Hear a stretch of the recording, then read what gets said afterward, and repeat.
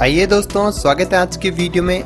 दोस्तों, अगर आपसे मैं एक सवाल करूं कि भारत का अगला प्रधानमंत्री कौन होगा और किस पार्टी का होगा, आपका क्या जवाब होगा? इस वीडियो के कमेंट के जरिए मुझे बताइए।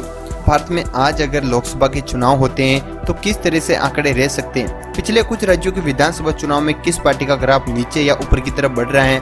पिछले कुछ लोकसभा चुनाव के बारे में जानकारी लेंगे और आज देश में जिस तरह से किसान आंदोलन, महंगाई और कुछ और मुद्दे चल रहे हैं तो उसका किसको फायदा या नुकसान हो सकता है। और हम इस वीडियो में एक एक करके सभी राज्यों की जितनी भी सीटें हैं उनके बारे में भी जानकारी लेने वाले हैं कि अगर आज चुनाव होते हैं तो उन राज्यों में वो सीटें किस पार्टी के खाते में जा सकती हैं। जी दोस्तों, जितने भी राज्य हैं उन सभी राज्यों के बारे में बात करने वाले हैं। 2014 के लोकसभा चुनाव के बाद बीजेपी सभी राज्यों में अच्छा प्रदर्शन करती आई है, चाहे वो 2019 का लोकसभा चुनाव हो या राज्यों के विधानसभा चुनाव। लेकिन पिछले 1 या 2 साल से बीजेपी का ग्राफ देखे तो धीरे धीरे नीचे की ओर जाता दिख रहा है। चलिए इन आंकड़ों के माध्यम से आपको मैं बताता हूँ किस तरह से धीरे धीरे बीजेपी कई राज्यों में कमजोर हुई है। सबसे पहले तो इस मैप में आप देख सकते हैं। मैप में अगर आप देखें, जैसा कि 2014 के बाद भारत में मोदी लहर थी, तो 2014 में देखें तो 7 राज्यों में बीजेपी की सरकार थी। गुजरात, राजस्थान, कुल मिलाकर 7 राज्यों में 2014 में बीजेपी की सरकार थी। लेकिन उसके बाद 2017 का मैप आपके सामने पूरी तरह से मैप बदल चुका है। जहाँ जहाँ भगवा कलर है वहाँ पर बीजेपी की सरकार थी। जैसे कि आप देख सकते हैं कि 19 स्टेट में बीजेपी की सरकार थी, जबकि कांग्रेस मात्र 4 स्टेट पर आ गई थी। जबकि 2014 में कांग्रेस की सरकार 13 राज्यों में थी, जो कि 2017 में 4 राज्यों पर रह गई। उसके बाद आप देख सकते हैं 2017 से लेकर 2019 में किस तरह से मैप में फेरबदल देखने को मिला। 2019 के लोकसभा चुनाव से पहले 2018 में मध्य प्रदेश, छत्तीसगढ़, राजस्थान में विधानसभा चुनाव में पूरी तरह से कांग्रेस का दबदबा हमें देखने को मिला था। यहाँ पर कांग्रेस की सरकार बनी थी। 2017 में आप मैप देख सकते हैं, पूरी तरह से कई राज्यों में मैक्सिमम हम देखें तो भगवा कलर था।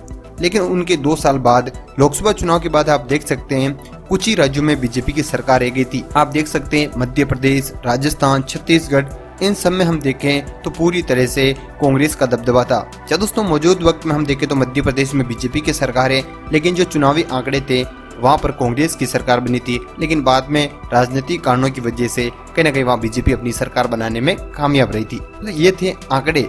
जैसे कि आपको पता है कि 2019 में भी बीजेपी ने बहुत ही अच्छा प्रदर्शन किया था। कुछ उनके आंकड़ों के बारे में बात कर लेते हैं कि 2014 में और 2019 में बीजेपी ने किन राज्यों में अच्छा प्रदर्शन किया था और कांग्रेस धीरे धीरे क्या वापसी कर सकती है। हरियाणा का रिकॉर्ड आप देख सकते हैं। बीजेपी ने 2014 में 7 सीटें जीती, लेकिन 2019 में 10 की 10 सीटें बीजेपी को मिली थी। यहाँ पर बीजेपी का ग्राफ ऊंचा रहा था। इसके बाद इस बार क्या हो सकता है हरियाणा में, हमें कमेंट करके आप जरूर बताइए। 10 सीटों में से बीजेपी को कितनी सीटें मिल सकती हैं दोस्तों आपके हिसाब से। इस वीडियो में हम एक ओपिनियन पोल के बारे में भी बात करने वाले हैं, लेकिन पहले कुछ आंकड़ों के बारे में बात करेंगे। उत्तर प्रदेश में आप देख सकते हैं कि 2014 में बीजेपी ने 71 सीटें जीती थी, धमाकेदार प्रदर्शन किया था। लेकिन 2019 में 62 सीटें मिली, यानी कि ग्राफ थोड़ा सा नीचे आया था। बीएसपी 10 सीटें जीती। 2014 में बीएसपी को एक भी सीट नहीं मिली थी, लेकिन 2019 में 10 सीटें बीएसपी के खाते में गई थी। इसके अलावा जम्मू कश्मीर में कोई भी फेरबदल देखने को नहीं मिला था। 3 सीटें दोनों बार बीजेपी को मिली थी। उड़ीसा में बीजेपी ने वापसी की थी। क्या दोस्तों, उड़ीसा के आंकड़े आप देख सकते हैं। 2014 में बीजेपी को मात्र 1 सीट मिली थी, जो कि 2019 में 8 सीटें बीजेपी को मिली थी। राजस्थान में 25 सीटें 2014 में मिली, जबकि 2019 में 24 सीटें बीजेपी को मिली थी। यानी कि देखें तो ओवरऑल सेम प्रदर्शन यहाँ देखने को मिला था। कर्नाटक में अच्छा प्रदर्शन किया था। 17 सीटें 2014 में बीजेपी को मिली थी, जबकि 25 सीटें भाजपा को 2019 में मिली थी। यहाँ पर कांग्रेस का ग्राफ नीचे जाता हुआ दिखाई दिया, क्योंकि 9 सीटों से कांग्रेस 1 सीट पर आ गई थी। इसके बाद केरल में बीजेपी का दोनों बार खाता नहीं खुला था। आपको बता दूं कि दोनों बार बीजेपी 0-0 रही थी। इस बार क्या बीजेपी को सीट मिल सकती है दोस्तों, आपके हिसाब से क्या रह सकता है, हमें जरूर कमेंट कीजिएगा। इसके अलावा असम में 7 सीटें थी 2014 में, 2019 में 9 सीटें रह गई थी। बिहार की आप देख सकते हैं बीजेपी का ग्राफ नीचे आया था।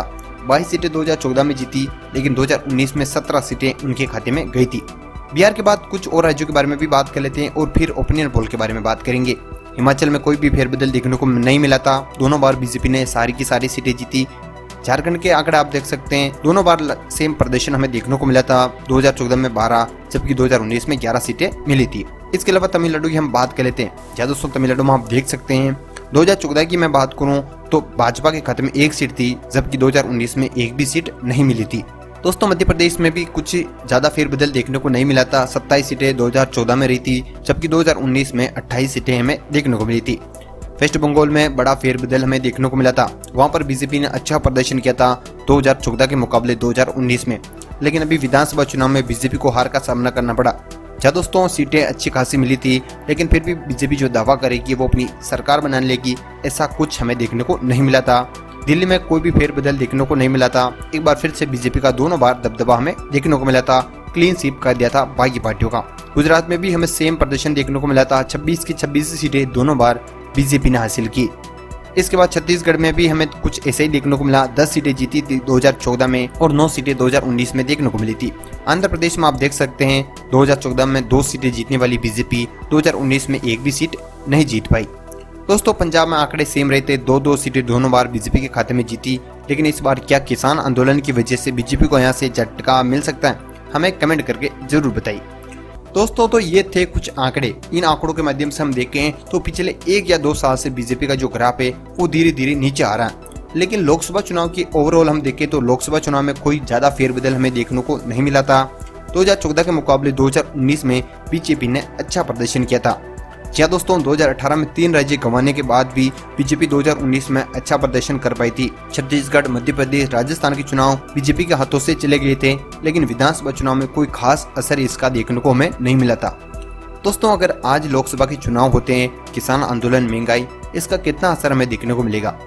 आइए दोस्तों हम अब बात करते हैं कि आज चुनाव होते हैं तो इन राज्यों की जो सीटें हैं वो किस प्रकार रह सकती हैं। 2014 और 2019 के आंकड़े आपके सामने थे, लेकिन अब बात आती है कि नए आंकड़े आज चुनाव होते हैं तो किस तरह से आंकड़े रह सकते हैं। आइए दोस्तों ओपिनियन पोल पर नजर डाल लेते हैं और सबसे पहले बात करेंगे आंध्र प्रदेश और अरुणाचल प्रदेश की। आंध्र प्रदेश में 25 सीटें जबकि अरुणाचल प्रदेश में 2 सीटें।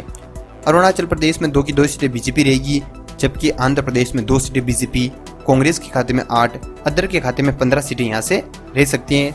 चलो दोस्तों इसके बाद असम और बिहार की बात करेंगे। असम में 14 सीटें, 6 सीटें दोनों पार्टियों के खाते में रह सकती हैं। एनडीए 6, यूपीए 6, जबकि 2 सीटें अदर। दोस्तों बिहार का जो आंकड़ा है, एनडीए के खाते में 18 सीटें, जबकि यूपीए के खाते में 12 और अदर के खाते में 10। बिहार का आंकड़ा आप देख सकते हैं, असम में भी कुछ 6 सीटें रह सकती हैं। दोस्तों इसके बाद छत्तीसगढ़ और गोवा की बात कर लेते हैं। तो छत्तीसगढ़ में 11 सीटें, गोवा में 2 सीटें। हमारे हिसाब से गोवा की 2 की 2 सीटें यहाँ से इस बार यूपीए ले जा सकता है, जबकि छत्तीसगढ़ की 11 में से 6 सीटें बीजेपी, 5 सीटों पर यहाँ से कांग्रेस आ सकती है। दोस्तों छत्तीसगढ़ में कांग्रेस इस बार अच्छा प्रदर्शन करती हुई नजर आ रही है। अब तक हमने 94 सीटों के बारे में जानकारी ली है। दोनों पार्टियों में अच्छी खासी टक्कर हमें देखने को मिल रही है। एक हम अनुमान लगा रहे हैं, 34 सीटें एनडीए, 33 सीटें यूपीए, 27 सीटें अदर। दोस्तों गुजरात और हरियाणा की सीटें आप देख सकते हैं। गुजरात में 26 सीटें हैं, हमारे हिसाब से इस बार 22 सीटें ले जाएगी एनडीए, 4 सीटें यूपीए, अदर 0। हरियाणा की बात करूं तो हरियाणा में इस बार किसान आंदोलन का पूरा असर देखने को मिल सकता है। जैसा कि बीच में खबर भी आपको देखने को मिलेगी, बीजेपी नेताओं का लगातार विरोध का सामना करना पड़ रहा है। तो लोकसभा चुनाव में हमने हमारे अनुमान के मुताबिक यहाँ एनडीए को 2 सीटें दी, जबकि यूपीए को 8 सीटें दी। क्या दोस्तों इसके बाद हिमाचल प्रदेश और जम्मू कश्मीर की बात करेंगे। हिमाचल प्रदेश में 4 सीटें, 2-2 सीटें दोनों पार्टियों के खाते में रह सकती हैं। जम्मू एंड कश्मीर में 6 सीटें, 1 सीट एनडीए और इसके अलावा यूपीए 5 सीटें, अदर 0। इसके अलावा झारखंड और कर्नाटक की बात कर लेते हैं। झारखंड में 14 सीटें हैं, 5 सीटों पर एनडीए, 8 सीटों पर यूपीए, जबकि 1 सीट पर अदर। यहाँ का जो आंकड़ा है वो कुछ इस प्रकार रह सकता है। कर्नाटक की मैं बात करूँ तो कर्नाटक में 28 सीटें हैं, हमारे हिसाब से 7 सीटों पर एनडीए, 15 सीटों पर यूपीए, जबकि 6 सीटों पर अदर पार्टी आ सकती है। अब तक हमने 184 सीटों के बारे में जानकारी ली है दोस्तों, जहाँ पर 73 सीटों पर एनडीए, 77 सीटों पर यूपीए, जबकि 34 सीटों पर अदर पार्टी आ सकती हैं। दोस्तों इसके अलावा हम केरल की बात करें तो केरल में इस बार 20 सीटों में से एनडीए का खाता एक बार फिर से नहीं खुलेगा। क्या दोस्तों दोनों लोकसभा चुनाव की मैं बात करूं, पिछले 2014 लोकसभा चुनाव और 2019 में तो खाता बीजेपी का नहीं खुला था, और इस बार भी 20 में से 13 सीटें यूपीए, 7 सीटें अदर। मध्य प्रदेश की 29 सीटों में से इस बार कांग्रेस 5 यानी कि यूपीए 5 और बीजेपी यानी कि एनडीए 23, 1 सीट अदर। दोस्तों महाराष्ट्र की मैं बात करूं तो महाराष्ट्र में टोटल 48 लोकसभा सीटें, 48 में से देखूं तो 27 सीटों पर एनडीए, 18 सीटों पर यूपीए, जबकि 3 सीटों पर अदर पार्टी आ सकती हैं। मणिपुर की बात करूं तो मणिपुर में 2 की 2 सीटें एनडीए ले जा सकती हैं। क्या दोस्तों मणिपुर का आंकड़ा कुछ इस प्रकार रह सकता है, आप देख सकते हैं। अब तक हम देखें तो 283 सीटों में से 125 सीटों पर एनडीए, जबकि 113 सीटों पर यूपीए, वहीं 45 सीटों पर अदर पार्टी आ सकती है। दोस्तों मेघालय और मिजोरम की बात कर लेते हैं। मेघालय में 2 सीटें हैं, मिजोरम में 1 सीट है। 2 की 2 सीटें मेघालय की एनडीए, 1 सीट जो मिजोरम की है वो यूपीए के खाते में जा सकती है। नागालैंड और उड़ीसा की मैं बात करूँ तो नागालैंड में 1 सीट है जो कि यूपीए यहाँ से ले जा सकती है। और उड़ीसा का जो आंकड़ा है 5 सीटों पर एनडीए, 6 सीटों पर कहीं ना कहीं यूपीए, इसके अलावा 10 सीटों पर अदर पार्टी यहाँ से हावी हो सकती है। पंजाब और राजस्थान की मैं बात करूँ तो पंजाब में 13 लोकसभा सीटें, 1 पर रह सकती हैं यहाँ से एनडीए। क्या दोस्तों किसान आंदोलन का असर देखने को मिलेगा? पिछले 2 चुनाव में भी कोई खास सीटें एनडीए को नहीं मिली थी, 2 सीटें मिली थी दोनों बार। इसके अलावा 12 सीटें यूपीए, राजस्थान की 25 में से 20 सीटों पर एनडीए। जी दोस्तों, राजस्थान में बीजेपी लगातार अच्छा प्रदर्शन करती आई है और इस बार यूपीए के खाते में 5 सीटें जाने का अनुमान है हमारे हिसाब से। दोस्तों सिक्किम की बात करूँ तो 1 सीटें जो कि यहाँ से यूपीए निकाल सकता है। दोस्तों अब तक हम देखें तो 346 सीटों के बारे में जानकारी हमने ली है। हमने एक अनुमान लगाया है। 153 सीटों पर एनडीए, 139 सीटों पर यूपीए, 55 सीटों पर अदर पार्टी रह सकती हैं। दोस्तों दक्षिण भारत की तरफ हम चलते हैं तो तमिलनाडु और तेलंगाना की बात करेंगे।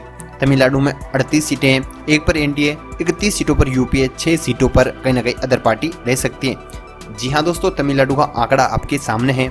तेलंगाना का आंकड़ा की बात करूँ तो 17 में से 2 पर एनडीए, 13 सीटों पर यूपीए, 2 सीटों पर अदर। हमारा अनुमान यही कहता है कि तेलंगाना की 17 सीटों और तमिलनाडु की 38 सीटों का आंकड़ा कुछ इस प्रकार रहने वाला है। दोस्तों त्रिपुरा और उत्तर प्रदेश की मैं बात करूँ तो त्रिपुरा में 2 सीटें, 1-1 सीट दोनों पार्टियों के खाते में चली जाएगी। जबकि उत्तर प्रदेश की बात करूँ तो 80 में से 50 सीटों पर इस बार एनडीए रह सकता है। दोस्तों धीरे धीरे उत्तर प्रदेश में ग्राफ नीचे आ रहा है। मैं देखूँ तो 80 में से इस बार 50 सीटें आराम से बीजेपी निकाल सकती है। पिछली बार 62 सीटें मिली थी, उससे पहले 2014 में 71 सीटें जीतने वाली बीजेपी इस बार 50 सीटें आराम से निकालेगी। 5 पर यूपीए, 25 सीटों पर अदर पार्टीज रह सकती है। उत्तराखंड और वेस्ट बंगाल की बात करूं तो उत्तराखंड में 5 है और उत्तराखंड में देखूं तो 4 पर एनडीए, 1 सीट पर यूपीए। इसके अलावा वेस्ट बंगाल की 42 सीटों में से 19 पर एनडीए, 3 सीटों पर यूपीए, 20 सीटों पर अदर पार्टीज। वेस्ट बंगाल की मैं बात करूं तो 2019 में बीजेपी ने अच्छा प्रदर्शन किया था और हमारे हिसाब से इस बार भी लोकसभा चुनाव में तो 19 सीटें आराम से निकाल सकती हैं। पिछली बार 18 सीटें यहाँ से जीती थी। दोस्तों 531 सीटों के बारे में हमने जानकारी ली है। 230 सीटों पर एनडीए, 193 सीटों पर यूपीए, 108 सीटों पर अदर। दोस्तों आपको बता दूं कि किसी भी पार्टी को केंद्र में सरकार बनाने के लिए 272 सीटों की आवश्यकता होती है। अभी तक किसी भी पार्टी को बहुमत नहीं मिल रहा है, लेकिन एनडीए को सबसे ज्यादा सीटें जाती हुई नजर आ रही हैं। लेकिन यूपीए पिछले 2 लोकसभा चुनाव से अच्छा प्रदर्शन कर सकती है। अंडमान निकोबार और चंडीगढ़ की 1-1 सीट की बात करूं तो चंडीगढ़ की 1 सीट यूपीए, जबकि अंडमान और निकोबार की 1 सीट बीजेपी यानी कि एनडीए। दोस्तों दमन और दीप और लक्षद्वीप की बात करूं तो दोनों में 1-1 सीटें। दमन और दीप की 1 सीट एनडीए, जबकि लक्षद्वीप की 1 सीट यूपीए। दोस्तों दिल्ली और पांडुचेरी की बात कर लेंगे आखिरी। दिल्ली की 7 सीटों में से इस बार आंकड़े में फेरबदल देखने को मिलेगा। 7 में से 4 पर एनडीए, 1 पर यूपीए, 2 पर अदर पार्टीज। क्या दोस्तों दिल्ली का आंकड़ा ये रह सकता है। जबकि पांडुचेरी की 1 सीट की मैं बात करूं तो 1 सीट एनडीए के खाते में जा सकती है। दोस्तों आप देख सकते हैं कि सारे की सारी सीटों के बारे में हमने जानकारी ली है। जितने भी राज्य हैं, जितने भी केंद्र शासित प्रदेश हैं, बात करो तो 237 सीटों पर एनडीए, 196 सीटों पर यूपीए, 110 सीटों पर अदर पार्टीज रह सकती हैं। दोस्तों ओवरऑल हम देखें तो सबसे बड़ी पार्टी इस बार एनडीए हो सकती है एक बार फिर से, और हम देखें तो यूपीए इस बार अच्छा प्रदर्शन कर सकती है पिछले लोकसभा चुनाव की तुलना करें तो। दोस्तों ये आंकड़ा आपके हिसाब से कितना सही साबित हो सकते हैं, हमें कमेंट करके जरूर जवाब दीजिएगा। हमने एक अनुमान लगाया है दोस्तों, कोई भी सर्वे नहीं था ये, हमने एक अनुमान के मुताबिक ये बताया कि आज चुनाव होते तो इन सीटों पर इस पार्टी की जीत हो सकती है। दोस्तों वीडियो को पूरा देखने के लिए आपका धन्यवाद।